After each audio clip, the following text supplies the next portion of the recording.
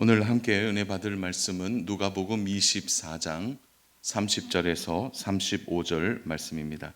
우리 신약 성경 140면에 하나님의 말씀이 기록되어 있습니다. 누가복음 24장 30절부터 35절 말씀입니다. 제가 말씀을 봉독하도록 하겠습니다. 그들이 함께 음식 잡수실 때에 떡을 가지사 축사하시고 떼어 그들에게 주시니 그들의 눈이 밝아져 그인 줄 알아보더니 예수는 그들에게 보이지 아니하시는지라. 그들이 서로 말하되 길에서 우리에게 말씀하시고 우리에게 성경을 풀어 주실 때에 우리 속에서 마음이 뜨겁지 아니하더냐 하고 곧 그때로 일어나 예루살렘으로 돌아가 보니 11 제자 및 그들과 함께 한 자들이 모여 있어 말하기를 주께서 과연 살아나셨고 시온에게 보이셨다 하는지라. 두 사람도 길에서 된 일과 예수께서 떡을 떼심으로 자식이들에게 알려지신 것을 말하더라. 아멘. 오늘은 눈이 열리는 말씀과 성찬이라는 제목으로 함께 말씀을 나누도록 하겠습니다. 두 제자가 부활하신 예수님을 만났음에도 불구하고 부활하신 예수님을 알아보지 못했습니다. 두 제자의 마음은 이미 낙심하였고 그들은 예루살렘에서 27km 정도 떨어진 엠마오로 걸어가고 있었습니다. 17절에 보니까 이 두 제자의 모습을 잘 설명하고 있는데요. 슬픈 빛을 띠고 있었다 이렇게 표현하죠. 아마도 이 두 제자의 마음은 이미 무너져 있는 것을 보게 됩니다. 성경은 이 두 제자에 대해 이렇게 평가합니다. 16절을 보시면은 두 제자를 향해 그들의 눈이 가리워져서 그인 줄 알아보지 못하거늘. 부활하신 예수님을 그들이 알아보지 못했다는 것이죠. 눈이 열리지 않으니까 옆에 예수님이 누구신지를 전혀 깨닫지를 못한 것입니다. 우리가 신앙생활을 하면서 우리에게도 이런 일들이 있습니다. 눈이 열리지 않는 거죠. 눈이 열리지 않으면 소경과 같은 신앙생활을 할 수밖에 없는 것입니다. 사실은 우리 인생에도 두 제자와 같이 낙심의 문제가 언제든지 찾아올 수 있습니다. 절망의 사건들이 우리를 누르기도 하고 때로는 이해할 수 없는 일들 때문에 공고함에 넘어질 때도 있는 것이죠. 자, 중요한 것은 그런 일들이 신앙생활하면서 왕왕 우리에게 찾아올 때 우리의 눈이 열려 있는가 열리지 않는가는 그 신앙생활의 결과를 가늠해 볼 수 있는 매우 중요한 일이라는 것이죠. 무너질 것 같은데 무너지지 않는 사람, 무너지지 않을 것 같은데 무너지는 사람, 그 차이가 뭘까요?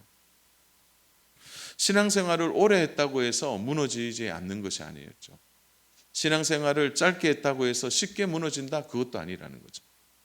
우리에게 분명한 것은 오늘 이 두 제자처럼 눈이 가리워져 있으면 예수님이 옆에 있음에도 함께 동행하면서도 깨닫지 못하는 자들에게는 슬픈 빛을 띌 수밖에 없다는 것입니다. 눈이 열리지 않는 것은 우리의 신앙생활에 있어서 언제나 제자른 걸음을 할 수밖에 없는 우리의 신앙의 모습을 결론적으로 만들어낸다는 거죠. 그래서 눈이 열리는 것은 매우 중요합니다. 왜냐하면 전혀 다른 세계관과 전혀 다른 가치관을 갖기 때문이죠. 왜 그렇습니까? 세상 사람들이 보지 못하는 것을 우리는 보기 때문이죠. 눈이 열리면 세상 사람들이 보지 못하는 것을 보게 되고 세상 사람들이 가지지 못한 가치관을 갖게 되는 것입니다. 그래서 이 눈이 열리는 것은 언제나 주님이 나와 함께 동행하고 있다는 것을 깨닫는 것입니다. 그래서 눈이 열린다. 이 표현은 내 옆에 주님이 계신다. 주님이 나와 동행하신다. 주님이 나와 함께 해주신다는 것을 확신 가운데 살아가는 것과 같은 의미가 있기 때문입니다. 사랑하는 여러분, 그래서 오늘 이 본문에 가장 중요한 주제 중에 하나가 이거죠. 두 제자에게 눈이 열리는가 열리지 않는가. 그래서 오늘 이 스토리가 풀어가는 방식을 보면은 이들의 눈이 가려져 있었다. 그분이 누구인지 몰랐다. 그러나 그들이 하나님의 말씀을 듣고 또 주님과 함께 나누는 성찬을 통해서 그들의 눈이 열렸다. 그리고 그들은 다시 어떻게 해요? 유턴. 다시 말해서 다시 예루살렘으로 기쁘게 돌아갔다. 이것이 오늘의 메시지의 핵심이죠. 그래서 오늘의 이 성경에서 주시는 질문은 이거예요. 눈이 열리느냐, 열리지 않느냐. 그들의 눈이 가려져 있었는데 어떻게 그들의 눈이 열린 것입니까? 어떻게 그들의 영적인 눈이 열리고 그들이 다시 한번 뜨거운 마음을 가지고 예루살렘으로 돌아갔느냐라는 거죠.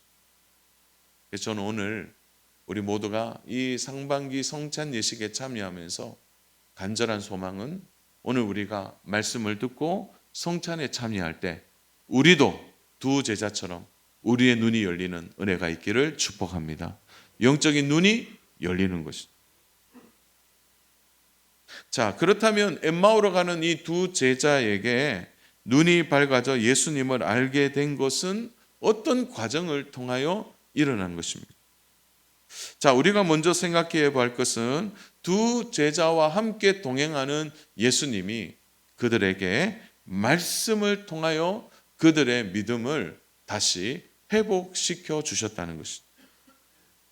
자, 그래서 오늘 이 본문을 보시면 이 말씀이 먼저 등장하는 것을 보게 됩니다. 우리도 마찬가지죠. 우리가 성찬 예식을 하기 전에 반드시 하나님의 말씀을 먼저 듣게 됩니다. 그래서 이 하나님의 말씀, 이 설교 말씀을 듣고 난 이후에 성찬에 참여하는 것은 우리에게 매우 중요한 과정입니다. 왜냐하면 하나님의 말씀을 들음으로 우리의 믿음이 강화되어지고 우리의 믿음이 중심을 잡고 난 이후에 성찬에 참여해야 되기 때문입니다. 그래서 설교자인 목사는 반드시 이 성찬에 참여하기 전에 하나님의 말씀을 말씀으로 풀어서 분명한 복음의 말씀을 전해야 하는 것입니다. 사랑하는 여러분, 그래서 설교는 언제나 하나님의 말씀이 중심이 되어야 되고 생명의 말씀이 증거되도록 복음 안에 말씀이 있어야 됩니다. 단순한 도덕적 훈화라든지 사람의 감정을 움직이고 감화시키는 교훈이 되어서는 안 된다는 것입니다. 예수님이 두 제자가 예수님인지 알아보지 못했지만 32절을 보십시오. 두 제자에게 하나님의 말씀을 풀어주십니다. 32절 그들이 서로 말하되 길에서 우리에게 말씀하시고 우리에게 성경을 풀어주실 때에 우리 속에서 마음이 뜨겁지 아니하더냐 하고 두 제자가 회상하는 장면이 나옵니다. 그러니까 이 사건의 중심은 그들이 성찬 이후에 그들의 마음이 뜨거워져 다시 제자들을 만나기 위해 예루살렘으로 돌아가고 난 이후에 다시 말해서 그들이 회상해 보았을 때 그들의 마음이 언제 회복되느냐는 거죠. 길에서 주께서 말씀을 주실 때 우리의 마음이 뜨거워졌다는 거죠. 여기에서 마음이 뜨거워졌다는 이 단어 헬라어가 카이오메네라는 뜻입니다. 카이오메네라는 뜻인데 이 뜻은 뭐냐면 불이 붙다라는 뜻이죠. 불이 붙다.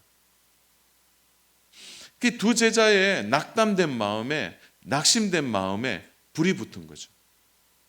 무엇으로요? 하나님의 말씀을 그들이 들을 때. 엠마오로 털럭털럭 걸어가는 이들, 낙심하고 절망하여 돌아가는 두 제자의 마음에 다시 불이 붙은 것입니다. 그들의 마음에 불이 붙은 것은 하나님의 말씀을 들었기 때문입니다. 예수님께서 하나님의 말씀을 풀어 주실 때 그들이 다시 일어나게 된 것입니다. 주 안에 사랑하는 여러분, 우리의 마음이 회복되는 방법, 낙심하고 실망해서 회복되는 방법은 하나입니다. 하나님의 말씀을 듣는 것입니다. 하나님의 말씀을 들으십시오. 하나님의 말씀을 들을 때 우리의 마음에 카이오메네가 살아나게 됩니다. 마음의 불이 다시 붙게 되는 것입니다. 종교적 감화로는 안 돼요. 도덕적 교훈으로도 안 되는 것입니다. 하나님의 말씀이. 이 두 제자의 마음에 먼저 하나님은 말씀을 주셔서 그들의 마음에 불이 붙게 하셨다는 것입니다. 낙심과 절망과 고난을 이겨내는 방법은 하나님의 말씀을 듣는 것입니다. 어떤 말씀입니까? 성경대로 풀어진 말씀이죠. 그래서 오늘 이 성경을 풀어주셨다라는 이 표현이 나오는데 이 표현은 구약의 말씀을 의미하는 것입니다. 그 말씀을 들을 때 제자의 마음이 열리고 마음에 힘을 얻게 된 것입니다. 사랑하는 여러분, 설교자를 위해 기도해 주셔야 될 이유가 여기에 있습니다. 설교자들이 하나님의 말씀만 전하고 하나님의 말씀을 잘 풀어 전할 수 있도록 기도해 주셔야 합니다. 두 제자가 우리식으로 말하면 은혜를 받은 것이죠. 하나님의 말씀으로 은혜를 받은 것입니다. 그래서 이 32절 이 자체가 오늘 32절에 보면 그들이 서로 말하되 길에서 우리에게 말씀하시고 우리에게 성경을 풀어주실 때 우리 속에서 마음이 뜨겁지 아니하냐 하더냐 하고라는 이 32절의 문장 이 구조가요 다 수동태로 되어 있습니다. 그러니까 두 제자는 무슨 일을 했느냐면 하나님의 말씀을 들은 거예요. 그들이 은혜를 받았습니다. 그러나 그들이 적극적으로 은혜를 그들이 사모하고 무엇인가 막 해서 말씀을 받은 게 아니고 그들이 한 것은 주시는 말씀을 그들이 그대로 받은 거죠. 그래서 우리가 은혜 받을 때 이 자세가 필요합니다. 하나님이 은혜 주셔야 우리는 은혜를 받습니다. 내가 하는 것이 아니라는 거죠. 여기서 수동태가 쓰인 이유가 거기에 있는 겁니다. 나의 자아도 내려놓고 나의 생각도 내려놓고 나의 지혜도 내려놓고 나의 능력도 내려놔야겠다. 하나님 말씀을 들을 때는. 이 말을 가만히 있으라는 표현이 아니고 하나님의 말씀 앞에 내가 얼마나 무기력한 존재인지 내가 얼마나 쓸모없는 존재라 사실을 철저하게 인정하고 은혜 아니면 살 수 없다는 마음으로 하나님의 말씀을 들어야 하나님의 말씀을 제대로 받게 되는 것이죠. 그래서 예배자가 하는 가장 중요한 일은 자기를 부인하는 일입니다. 하나님의 은혜가 있어야 내가 살아갈 수 있고 하나님의 은혜 주셔야 내가 예배자가 될 수 있다는 그 중심이 있어야 은혜를 받게 되는 것입니다. 오늘 이 제자의 마음이 뜨거워졌습니다. 주 안에 사랑하는 여러분, 저는 매주 소망합니다. 오늘 예배한 우리 농공의 모든 가족들에게 하나님의 말씀이 들려질 때 그 말씀으로 마음이 뜨거워지고 마음에 불이 붙는 은혜가 있기를 축복합니다. 가이오메네가 다시 교회 안에 살아나야 됩니다. 사랑하는 여러분, 부흥은 무엇입니까? 교회의 성도수가 늘어나는 게 부흥입니까? 그렇다면 우리 이 한국 교회는 이미 80년대 부흥이 끝났어요. 더 이상 늘지 않잖아요. 그러나 부흥은 수의 부흥이 아니에요. 부흥에는 반드시 세 가지의 조건이 필요합니다. 첫 번째 케리크마가 필요하죠.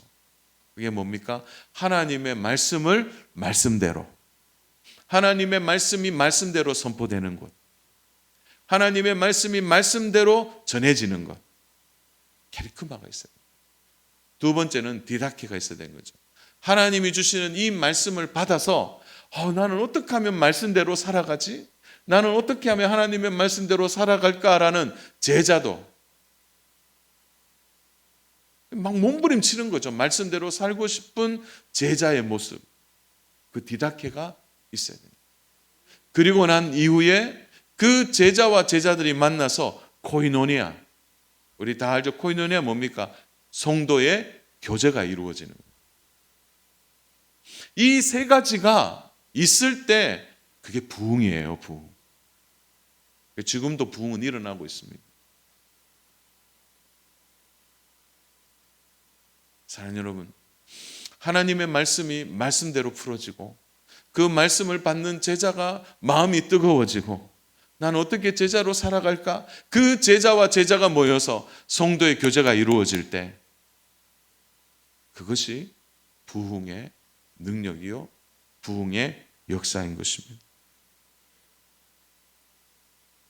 저는 우리 교회 부흥도 이렇게 나타나리라 확신합니다. 하나님의 말씀이 말씀대로 그리고 그 말씀을 들은 제자들이 제자로 살아가기를 몸부림치고 그 제자와 제자가 함께 성도의 교제를 나눌 때 농공교회가 진정한 부흥의 역사가 일어날 줄로 믿습니다. 자, 두 제자의 마음이 뜨거워지고 이제 마음에 주체할 수 없는 불이 붙은 것입니다. 그런데 여기서 중요한 또 하나의 질문이 있는 거죠. 그럼에도 불구하고 이들이 아직 눈이 열리지 않았다는 것입니다. 두 제자의 마음이 회복되고 은혜가 그들을 붙들고 있지만 그들의 눈이 아직 열리지 않았습니다. 그래서 우리 예수님이 하신 일이 무엇입니까? 우리 28절 29절은 우리 같이 한번 읽어볼까요? 우리 같이 큰 소리를 읽겠습니다. 28절 시작. 그들이 가는 마을에 기꺼이 가까이 가매 예수는 더 가려 하는 것 같이 하시니 그들이 강권하여 이르되 우리와 함께 유하사이다. 때가 저물어 가고 날이 이미 기울었나이다 하니 이에 그들과 함께 유하로 들어가시니라. 우리 예수님도 두 제자가 마음이 뜨거워지니까 그 예수님인지도 모르지만 더 말씀을 듣고 싶었던 거죠. 그래서 함께 좀 머물면 안 됩니까? 강권하게 되는 것입니다. 사랑 여러분, 말씀을 듣고 그들의 마음이 뜨거워지자 그 옆에 있는 예수님을 더 가까이 하고 싶은 마음이 있는 거죠. 그러나 아직 눈이 열리지 않았습니다. 우리가 하나님의 말씀을 들을 때 우리가 주님이 좋고 그리고 신앙생활을 더 잘하고 싶은 마음이 우리 안에 충만해져. 그래서 교회가 더 좋아지고 하나님의 말씀을 더 가까이 하려고 하지만 아직도 부족한 게 있다면 눈이 열리지 않았다는 거죠. 예수님은 이들의 눈이 열리기 위하여 아주 중요한 일을 하고 계십니다. 그것이 무엇입니까? 30절입니다. 오늘 우리 본문이죠. 같이 읽겠습니다. 시작. 그들과 함께 음식 잡수실 때에 떡을 가지사 축사하시고 떼어 그들에게 주시니. 자, 우리가 이 말씀을 보면 예수님과 두 제자가 그냥 저녁 먹는 거 아닌가 그렇게 생각할 수 있는데요. 여기에서 우리가 깊이 생각할 것이 있습니다. 그것은 단순히 저녁을 먹는 게 아니에요. 우리 30절 다시 한번 볼까요? 30절 보면 그들과 함께 음식 잡수실 때에 떡을 가지사 축사하시고 떼어 그들에게 주시니. 자, 30절의 원문에서는 중요한 단어가 여기에 나타나요. 그건 뭐냐? 그가라는 단어가 3번이나 사용됩니다. 자, 한글 성경은 그 부분이 드러나 있잖아요. 그래서 원문대로 30절을 보면 이렇게 돼요. 그가 떡을 가지시다. 그가 떡을 떼셨다. 그가 주셨다. 예수님께서 주체가 되었다라는 단어를 그가라는 단어로 설명하고 있는 거죠. 더군다나 예수님께서 제자들과 함께 성만찬을 가지실 때 썼던 4개의 성만찬의 동사가 그대로 나옵니다.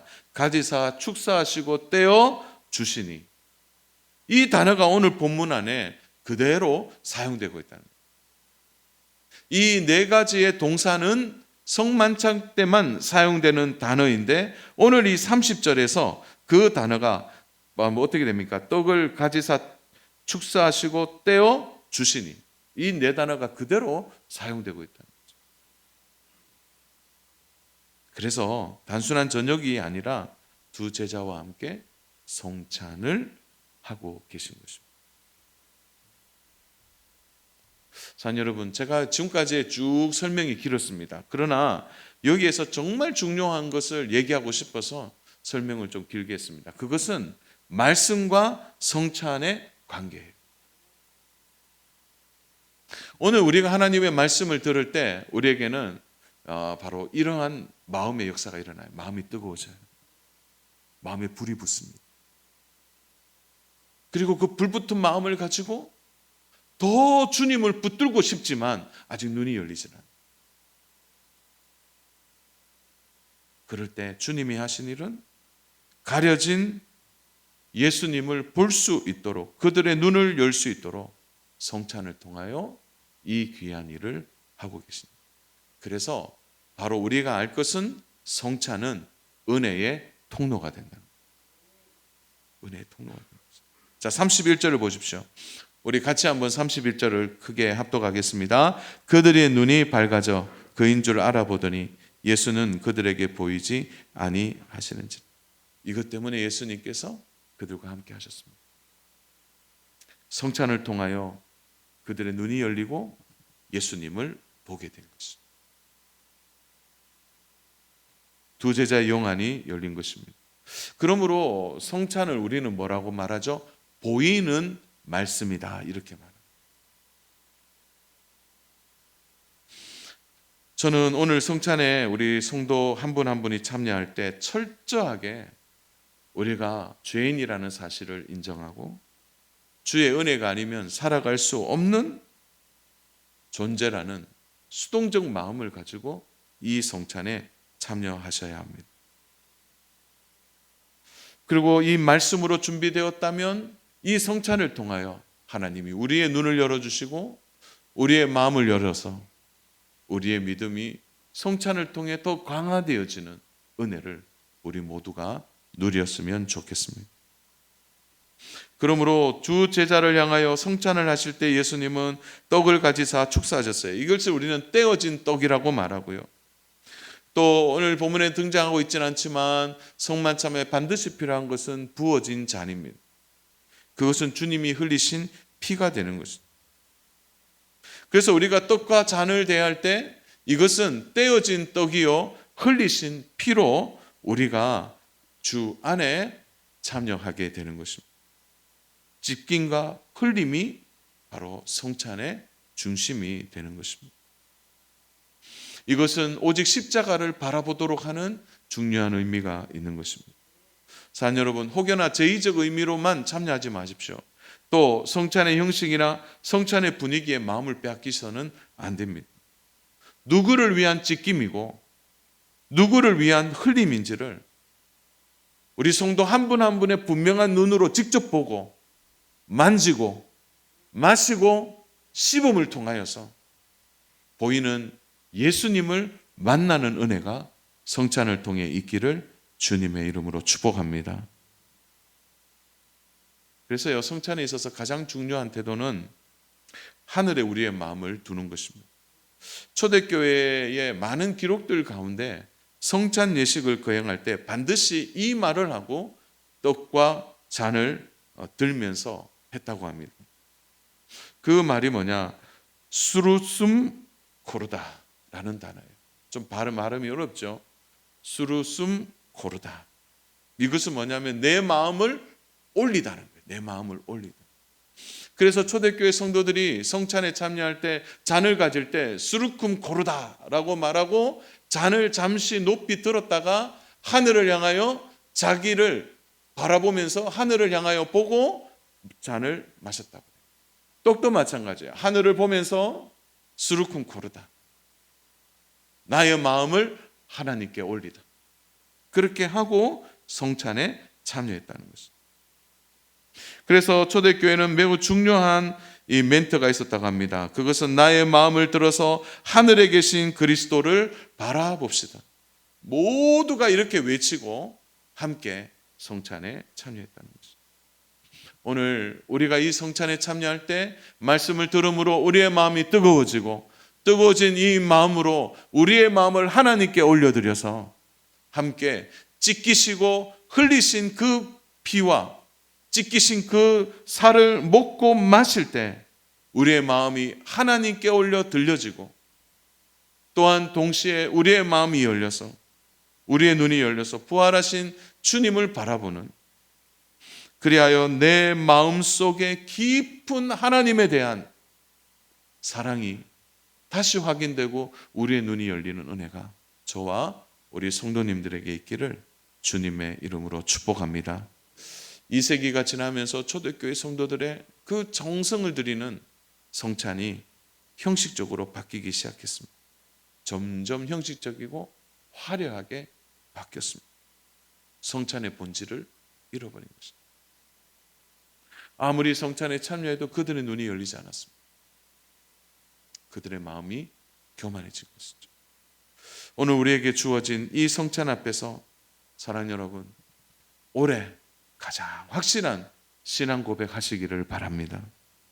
두 제자의 눈이 열리자 그들이 다시 예루살렘으로 돌아가 제자로서의 삶을 살아갔던 것처럼 우리의 삶에 회개가 일어나고 우리도 주님을 위해 헌신하고자 하는 열정과 은혜를 회복하는 복된 성찬이 되기를 축복합니다. 사랑하는 여러분, 눈이 열리기 위하여 반드시 우리의 마음에 하나님의 말씀으로 다시 한번 불이 붙고 떡을 떼고 나누는 성찬을 통하여 주님이 언제나 나와 함께 동행한다는 사실이 우리의 눈이 열림으로 깨닫는 은혜가 저와 성도님들에게 있기를 축복합니다. 오늘 이 성찬이라는 은혜의 수단을 통하여 보이는 말씀, 그리고 주님이 나와 함께 계신다는 것을 깨닫고 말씀과 성찬을 통하여 하나님을 깊이 만나고 오늘 우리의 닫혔던 눈이 열리고 주님이 나와 언제나 동행하심을 기억하고 우리가 주님과 함께 있음을 선포하고 고백하고 그 은혜로 나아가는 귀한 성찬 예식 되기를 주님의 이름으로 축복합니다.